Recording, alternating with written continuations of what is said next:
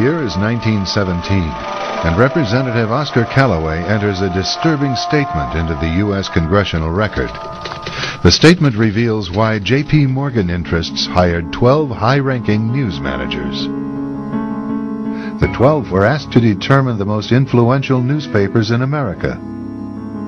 They were to figure out how many news organizations it would take to control generally the policy of the daily press of the United States. The 12 found it was only necessary to purchase the control of 25 of the greatest papers. An agreement was reached. The policy of the papers was bought, and an editor was placed at each paper to ensure that all published information was in keeping with the new policy. Soon, that policy would be defined by a front group formed by J.P. Morgan and his colleagues.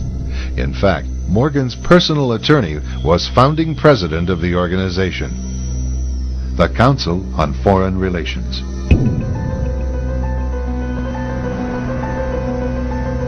Today, the CFR maintains that its goal is to increase America's understanding of the world. However, the actual objective of this highly exclusive club is revealed by the rare admissions of the insiders themselves. In the early 60s, a Georgetown University professor collects information for a book favorable to the network of powerful men who founded the CFR. For 2 years, Professor Carroll Quigley is allowed to examine the confidential papers and secret records of this network. Quigley reveals that these men aim to create a world system of financial control in private hands, able to dominate the political system of each country and the economy of the world as a whole. In short, they seek total and quiet control of the entire world. And the CFR is their most visible conduit for carrying out that agenda. CFR members include America's wealthiest tycoons, as well as the highly placed elite in government, academic institutions, tax-exempt foundations, and the establishment media. Ruling Class Journalists, written by Richard Harwood, describes the CFR membership as the ruling establishment in the United States. The Washington Post article boasted that news reporters who are CFR members do not merely analyze and interpret foreign policy for the United States, they help make it. Who are these policymakers? Many of their faces are familiar. NBC's Tom Brokaw, CBS's Dan Rather, ABC's Barbara Walters, Jim Lehrer of PBS, William F. Buckley of National Review, media mogul Rupert Murdoch, owner of the giant multifaceted News Corporation.